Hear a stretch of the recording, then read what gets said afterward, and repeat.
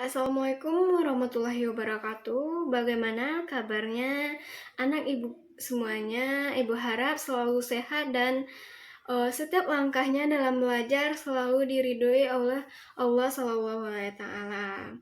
Nah, pada kali ini Ibu akan memberikan layanan tentang self control. Nah, sebelum masuk kepada tema, silakan anak-anak Ibu semuanya terlebih dahulu mensubscribe dan like video ini.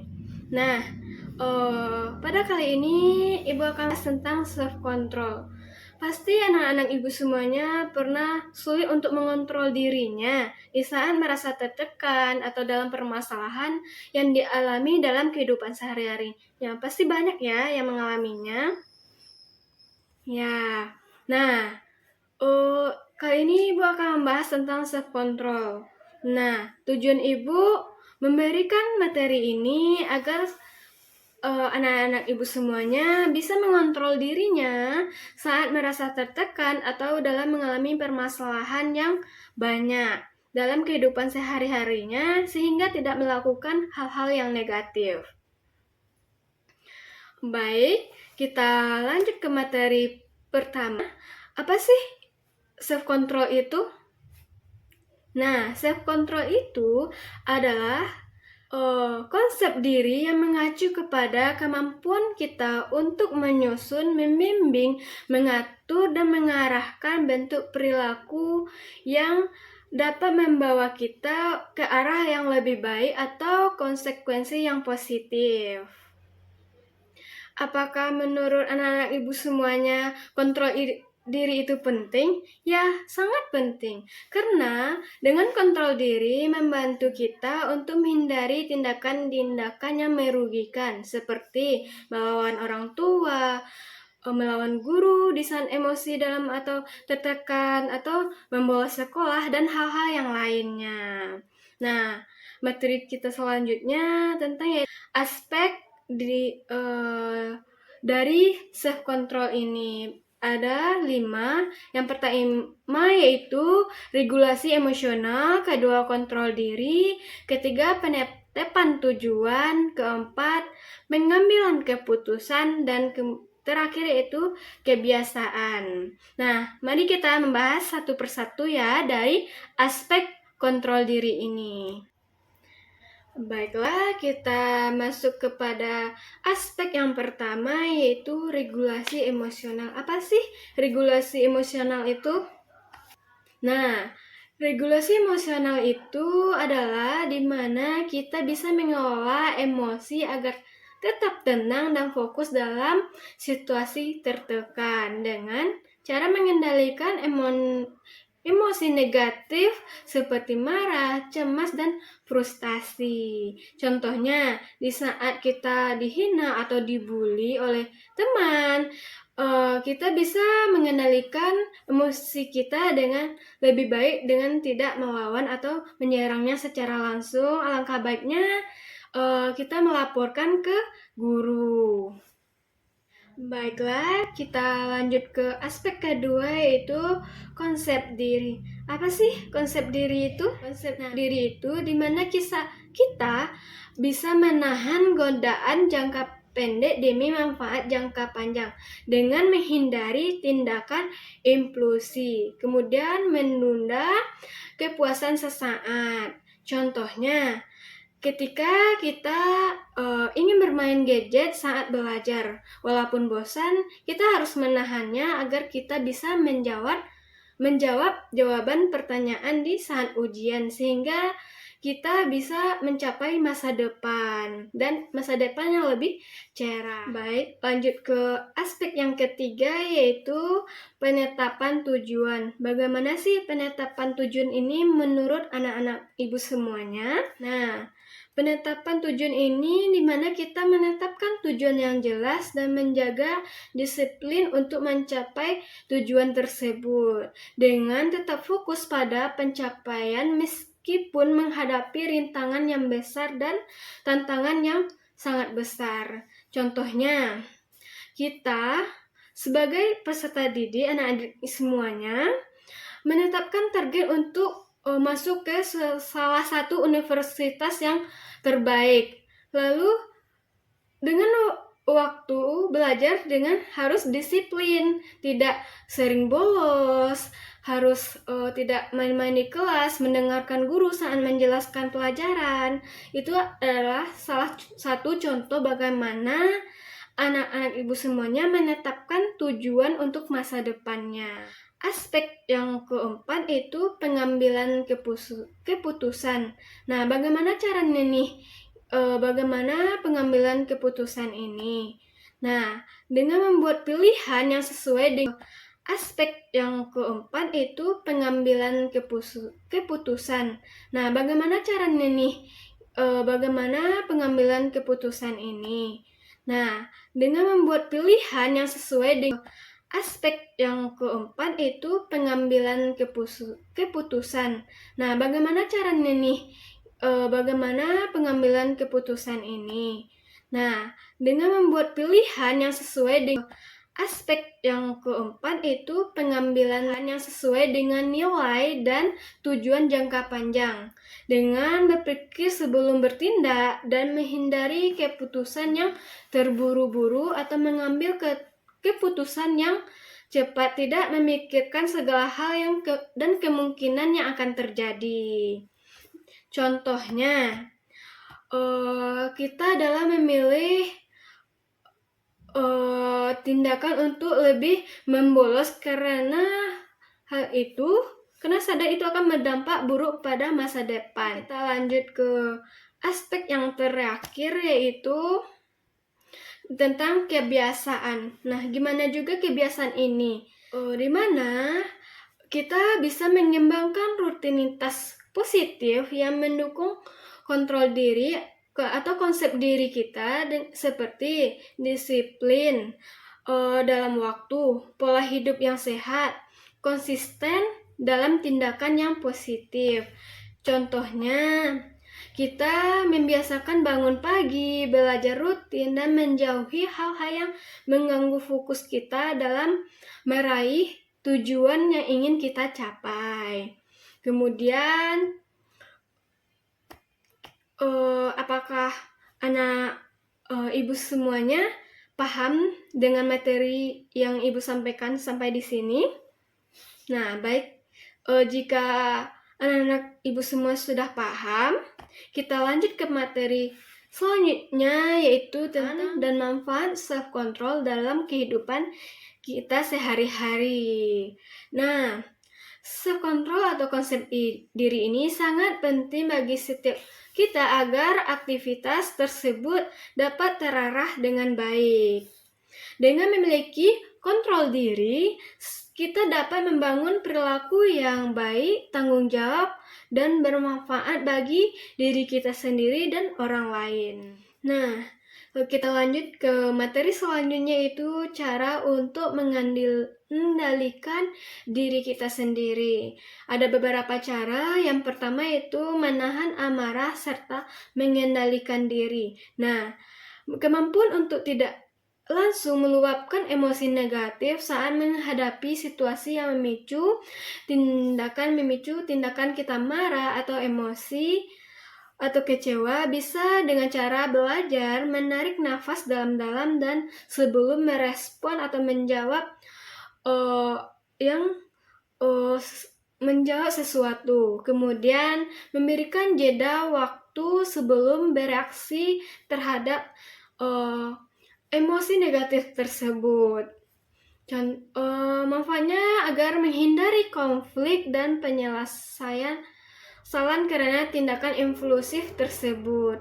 Kemudian mengontrol tindakan kesadaran diri, di mana kesadaran diri ini berarti kita bisa peka terhadap pikiran, perasaan, dan perilaku kita sendiri dengan memahami apa yang sedang dirasakan dan mengapa hal itu terjadi. Kemudian mampu mengatur, merespon berdasarkan kesadaran di dalam diri kita tersebut. Nah, manfaatnya agar meningkatkan kontrol terhadap tindakan dan emosi yang ada di dalam diri kita sendiri. Nah, kemudian cara yang ketiga yaitu melakukan aktivitas yang disukai guna mengalihkan pikiran.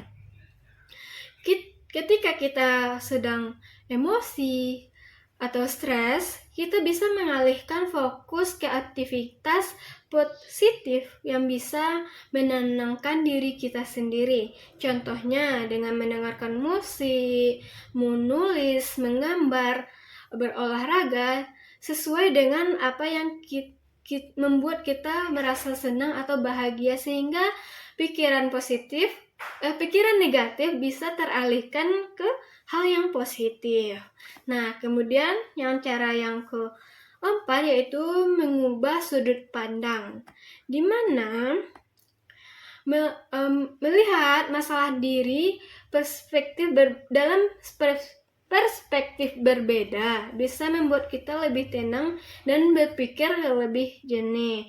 Contohnya, daripada merasa marah karena dikritik, lihat kritik kritik tersebut sebagai cara untuk berkembang dan memicu kita lebih baik ke depannya. Nah, manfaatnya itu kita bisa menumbuhkan sikap positif dan bijaksana dalam menyikapi situasi yang negatif atau membuat kita tertekan. Nah, yang terakhir caranya yaitu mampu saling memaafkan. Di mana memaafkan bukan berarti kita membenarkan kesalahan orang lain, tetapi melepaskan beban emosi negatif yang ada dalam diri kita sendiri. Nah, manfaat diri sendiri juga penting agar kita tidak merasa terbebani dan merasa sudah lepas dari pikiran-pikiran negatif tersebut. Nah, bagaimana? Apakah anak-anak ibu semuanya paham dengan materi yang ibu sampaikan? Baiklah, kita lanjut, yaitu contoh perilaku yang mencerminkan sikap yang kontrol diri atau self-control. Pertama, yang contohnya itu dalam menunggu giliran ketika berada dalam antrian, baik itu antrian mengambil nomor ujian, antrian di saat kita jajan di kantin, atau antrian dalam absen dan lainnya. Kemudian kedua, contohnya tidak melampiaskan amarah kita ketika tidak mendapatkan sesuatu yang tidak kita inginkan. Kemudian kita bisa tetap tenang meski di bawah tekanan sekalipun. Kita tidak boleh mudah marah atau melampiaskan kepada teman-teman yang ada di sekitar kita. Kemudian keempat, contohnya tidak ragu untuk meminta maaf terlebih dahulu. Walaupun kita merasa, saya yang salah, kenapa harus saya yang minta maaf? Itu tidak baik. Maka kita harus minta maaf walaupun kita merasa salah, kita lebih baik kita minta maaf terlebih dahulu agar pikiran negatif yang ada dalam diri kita teratasi. Nah, contoh yang kelima yaitu tidak bereaksi berlebihan atas segala kemenangan atau kegagalan yang kita alami.